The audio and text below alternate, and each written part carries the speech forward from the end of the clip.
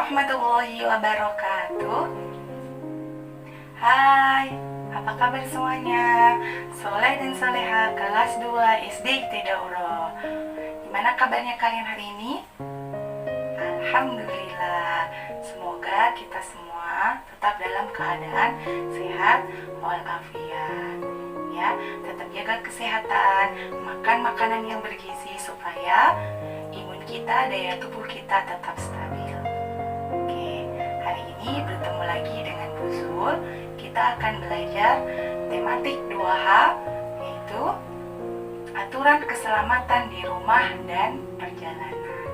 Ya, kemarin kita sudah belajar tentang aturan keselamatan di rumah dan perjalanan. Nah, sebelum kita mulai belajar, mari kita berdoa terlebih dahulu. Ya, kita berdoa bersama ya. Before we study, let's pray together. Bismillahirrahmanirrahim. Rabbi zidni ilma warzuqni fahma. Ya Allah, tambahkanlah ilmu pengetahuan kepadaku dan karuniakanlah kefahaman kepadaku. Amin. Oke, selanjutnya kita langsung ke materi ya, yaitu aturan keselamatan di rumah dan di perjalanan.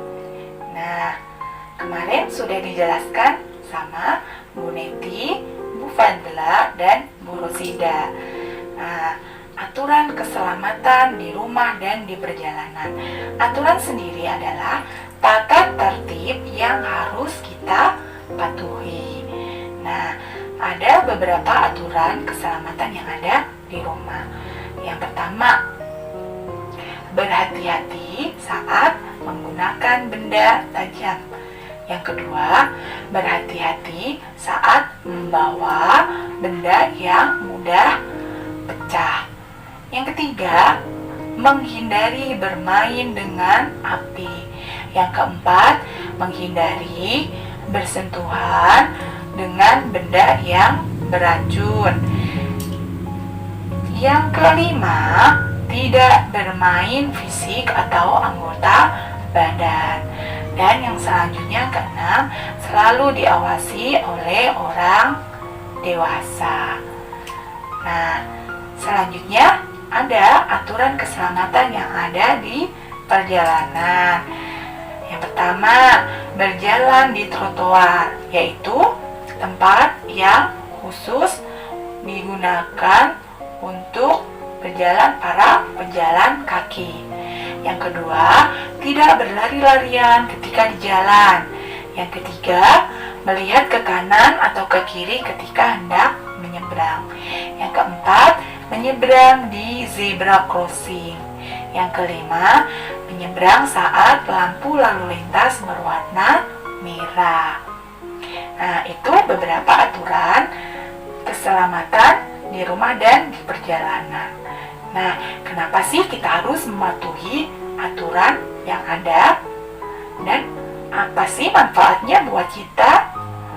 Ya, manfaatnya kita mematuhi aturan yang ada di rumah. Yang ada di rumah dan di perjalanan adalah yang pertama, hidup kita akan menjadi lebih disiplin. Yang kedua, hidup menjadi lebih tenang. Dan terwujudnya hidup yang aman, damai, dan sejahtera. Dan dengan kita mematuhi aturan, dapat menimbulkan dan menciptakan sikap tanggung jawab pada diri kita. Oke, selanjutnya kita akan belajar tentang satuan waktu. Oke, kemarin sudah dijelaskan sama Bu Fadla. Ya, oke, bisa mengulang sedikit. Satuan waktu.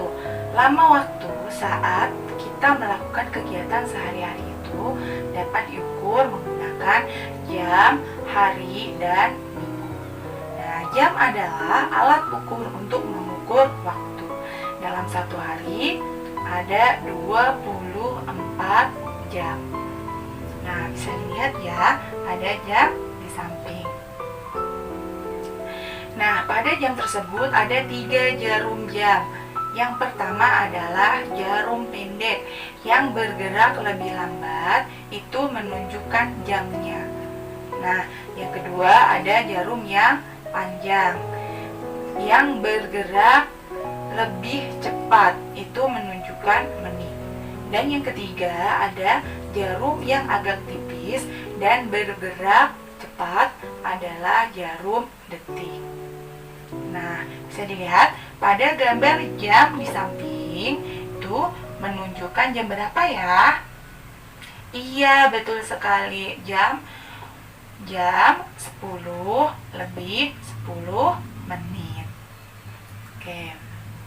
1 menit ada 60 detik dan 1 jam ada 60 menit. Oke, sudah mengerti semua kan? Dan selain kita dapat mengukur lamanya waktu dengan jam, kita bisa mengukur lamanya waktu menggunakan hari dan minggu. Nah, dalam 1 minggu itu ada 7 hari. Dalam 1 bulan ada 30 sampai 31 hari. Dalam 1 bulan ada 4 minggu. Dalam 1 tahun ada 12 bulan. Oke, Zul, harap kalian sudah mengerti ya mengenai tentang satuan waktu. Nah, mari kita lanjutkan ke pembelajaran selanjutnya. Nah, materi selanjutnya adalah kata tanya. Pasti kalian sudah tahu dong kata tanya ya. Ya, kata tanya digunakan pada kalimat tanya. Nah, kata tanya itu berada di awal kalimat tanya. Nah, pada akhir kalimat ada tanda tanya. Nah, ada beberapa kata tanya yang sudah kalian ketahui ya. Yang pertama ada apa. Apa itu digunakan untuk menanyakan sesuatu hal.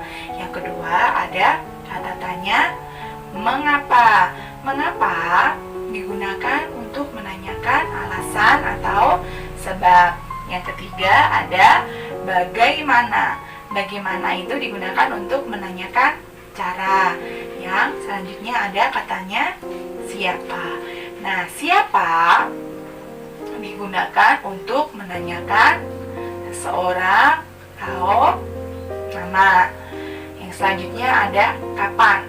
Ya, kapan digunakan untuk menanyakan, iya betul, waktu. Yang selanjutnya ada berapa. Berapa itu digunakan untuk menanyakan jumlah. Ya, Buzul harap kalian sudah bisa dan mengerti tentang kalimat tanya. Apa itu kalimat tanya? Ya, kata tanya dan penggunaan tanda baca untuk kalimat tanya. Untuk selanjutnya kita akan mengulang tentang penggunaan huruf kapital. Ya, kemarin kita sudah belajar tentang huruf kapital dan penggunaannya. Oke, penggunaan huruf kapital digunakan yang pertama untuk huruf pertama nama orang atau nama tokoh cerita. Yang selanjutnya huruf pertama nama Tuhan atau kata ganti Tuhan. Yang ketiga, kalimat huruf kapital digunakan untuk penulisan huruf pertama nama tempat atau kota. Dan yang keempat, penulisan huruf kapital digunakan pada penulisan huruf pertama kata kekerabatan. Nah, tahukah kalian penggunaan tanda baca titik? Iya, betul sekali. Digunakan pada akhir kalimat. Iya, betul sekali. Nah, penggunaan tanda baca titik selain digunakan pada akhir kalimat itu bisa juga digunakan pada singkatan nama orang. Nah, contohnya Abdul Malik ditulis A titik Malik, hanya huruf kapital titik, Malik. M-nya juga pakai huruf kapital karena huruf pertama nama orang. Contoh yang kedua yaitu Muhammad Farhan. Bisa ditulis singkatannya M titik Farhan. Nah, oke. Untuk pembelajaran hari ini kita cukupkan sampai di sini ya.